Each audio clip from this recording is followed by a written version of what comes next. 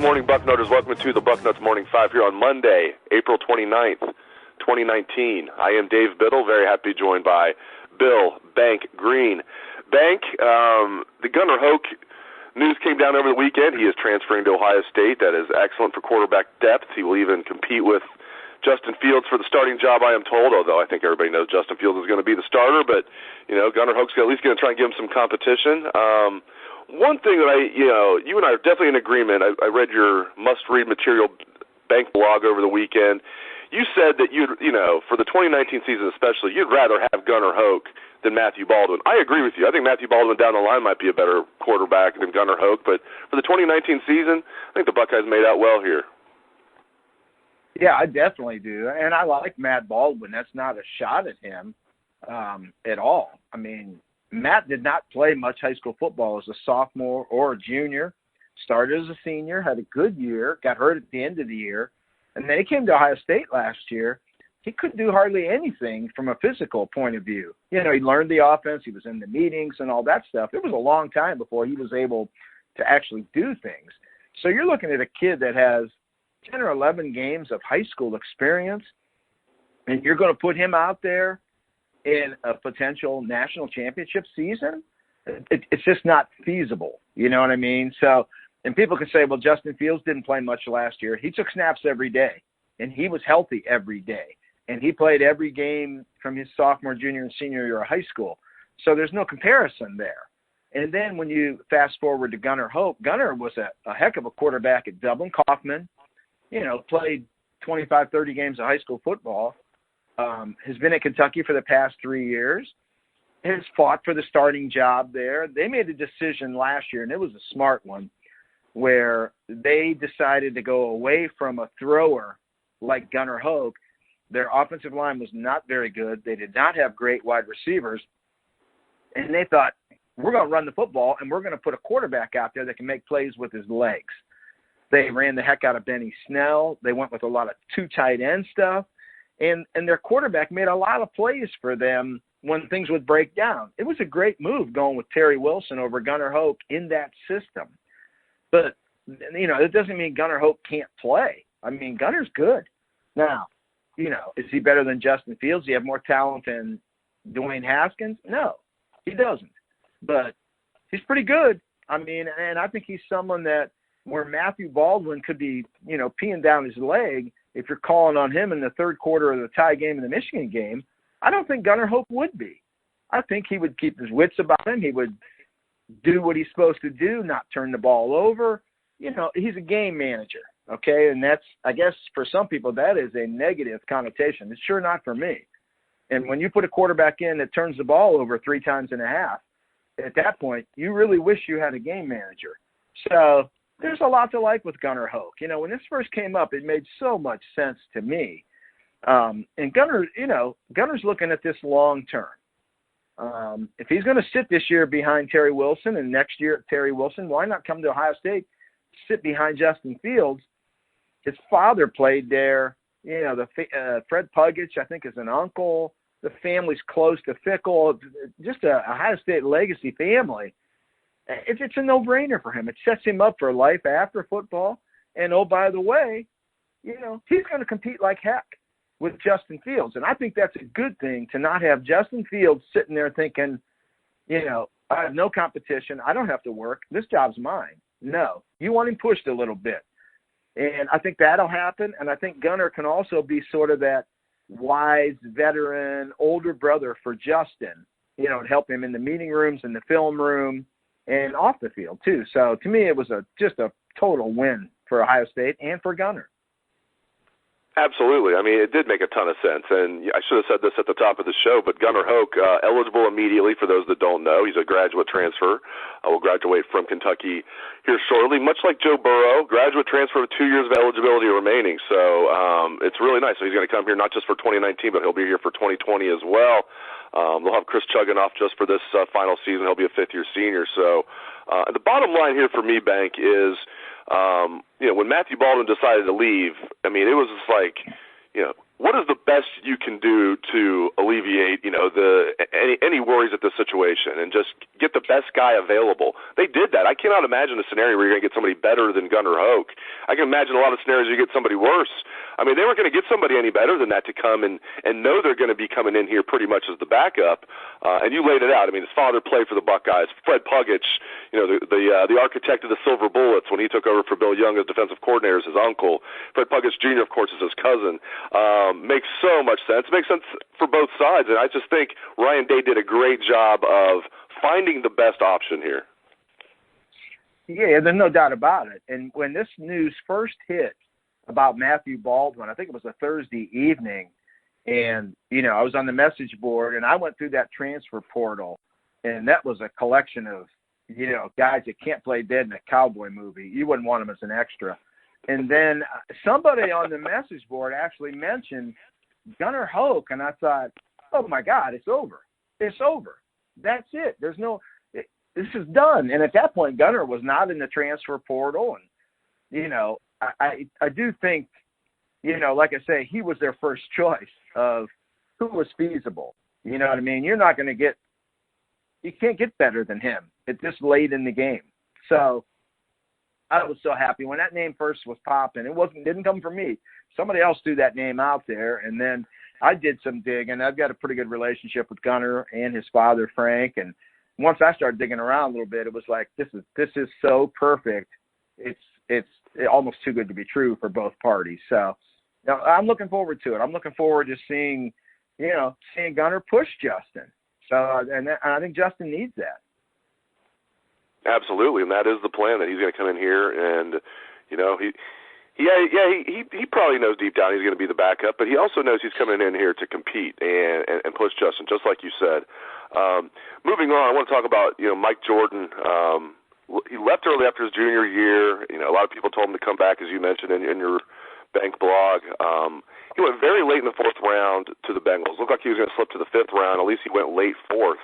But a lot of, he was hoping to go in the third round. I interviewed Mike Jordan at the Midwest Sports Spectacular, what was that, like a month or two ago, and he said third round was what he was hoping for, maybe second, and he goes very late fourth. So you have to think, if he was told that going in to the decision-making process, he might have decided to come back to Ohio State. But here's the thing, though, if Jordan, if he would have returned, I don't think Ohio State would have got Jonah Jackson, and I don't know if that's a good trade. I don't know if I'd rather have Jonah Jackson or Mike Jordan, but I think they are pretty close. Do you agree with me, if Mike Jordan would have returned, that Jonah Jackson would not have decided to transfer here? I was never told that. I mean, it kind of makes sense. I mean, Jonah Jackson was only going to go somewhere where he was guaranteed to start. Right. Now, me knowing what I know about Jonah, and I think he's going to be Ohio State's best offensive lineman this year, it's hard for me to believe Jonah wouldn't have started this year, even with Jordan had returned. It's hard for me to believe Jonah Jackson wouldn't have started last year. So, I don't know. I was never told that. I mean, there's no way for me to answer that. I mean, it's hard for me to believe Jonah Jackson could have looked at the guys on that roster and felt like, well, I can't beat these guys out. That's hard for me to believe. But, who knows? The transfer thing is so important. Everybody has different reasons, and different motivations. Gunnar Hoak's motivation would not be the same as Jonah Jackson's. So Jonah had to be a starter. I mean, he could not go somewhere and get beat out and not start. I mean, that could not happen. So, like I said, I think Ohio State, I wish he could have came in for spring just to kind of backtrack on Jonah. But, couldn't happen, so it didn't. And then with Jordan, I thought he made a horrible decision to go early. I hate seeing – I'm a go early guy. I'm a huge go early guy. But man, O-linemen seem to need 5 years, not 3. So I thought it was a bad decision. I think even if he would have came back next year and gotten hurt early in the year and never played the rest of the year, I think he had enough film from his first 3 years to still go as a late fourth, fifth guy, whatever, so he there was no risk in coming back for him. Even if he would have suffered an injury, he would have ended up in the same spot. But my gosh, with a big year, he could have jumped up a lot higher. And like I say, for his age, very young, to go play against those men in the NFL, I'd rather see running backs, receivers, DBs quarterback, I don't mind seeing those guys go early, but the linemen, I think they need as much time as they can get through the strength and conditioning program, reps, and just physical maturity. I'm with you 100%, and just looking at Ohio State's draft history with the offensive linemen, it proves it. I mean, I think of a guy leaving early. Not everybody has to be on this level, but I think of guys like Orlando Pace and Corey Stringer.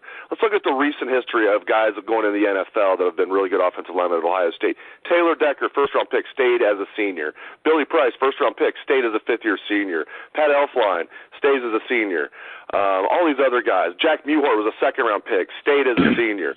Corey Lindsley, not that he would have been, I don't think he was ever even thinking about leaving early, but he was a fifth-year senior, and he's doing really well in the NFL. On and on and on and on of these guys that stuck around for their senior year, and it helped them. So I wish Michael Jordan luck. He plays for my Bengals, so good luck down there. I'm a big offensive line guy too. I'm not going to act like I'm on your level or Dwayne's level because you guys pride yourself on being like you guys love the biggins inside more than anybody. But I love me some offensive line too. I want to ask you about Josh Myers at center. There's been a lot of hype about him that he had a great spring and he's locked it down. He could be a real force for them. Are you buying that, or do you probably need to see it first, I imagine? But just your thoughts on Josh Myers at center.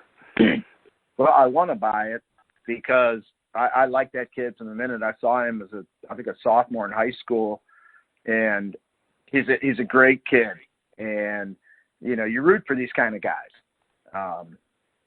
But like you said, what game has he helped Ohio State win to date? None. So you haven't seen it. I mean, I think he's got a ton of potential.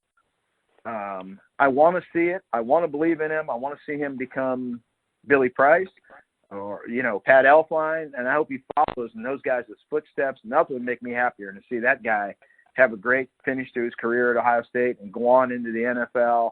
I mean, he deserves it. He's a great kid, nice family and all that. But, once you strip all that away, what have we seen him do? So you got to see it. You hope for it. You want it to happen for him. But, until you see it, it's just kind of hard to throw out a statement like, oh, my gosh, he's going to dominate college football next year. I hope he does. I really do. I do as well.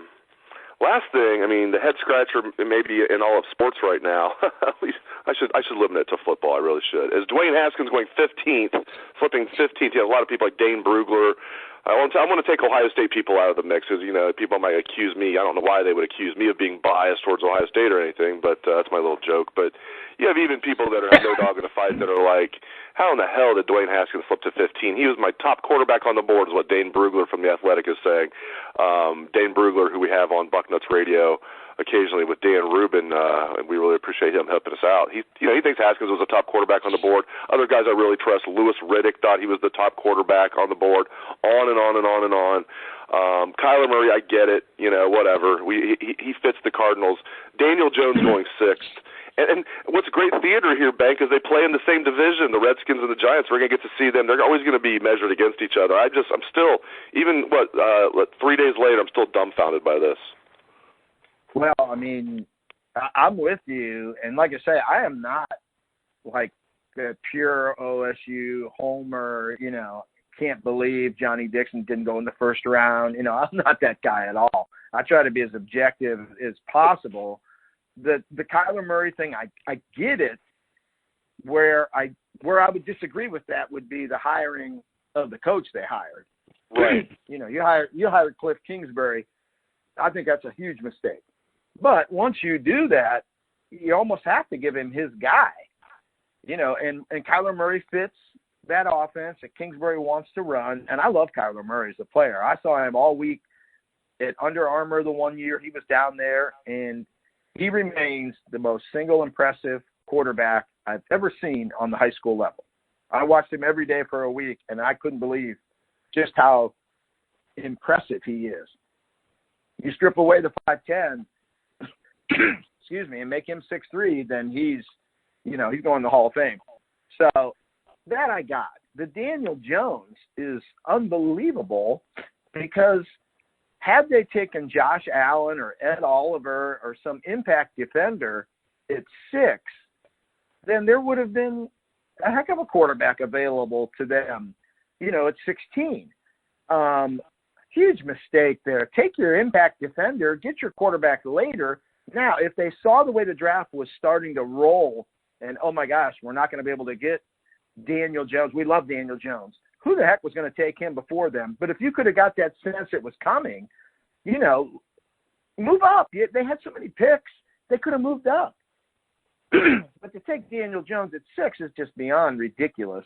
And like I said, I would like to see a poll of maybe 50 of the top, general managers and NFL analysts, just to see how those 50 guys would rank Daniel Jones versus Dwayne Haskins. Take Kyler Murray out because he's a specialty guy in a specialty offense. But Daniel Jones versus Dwayne Haskins, where would they have those guys?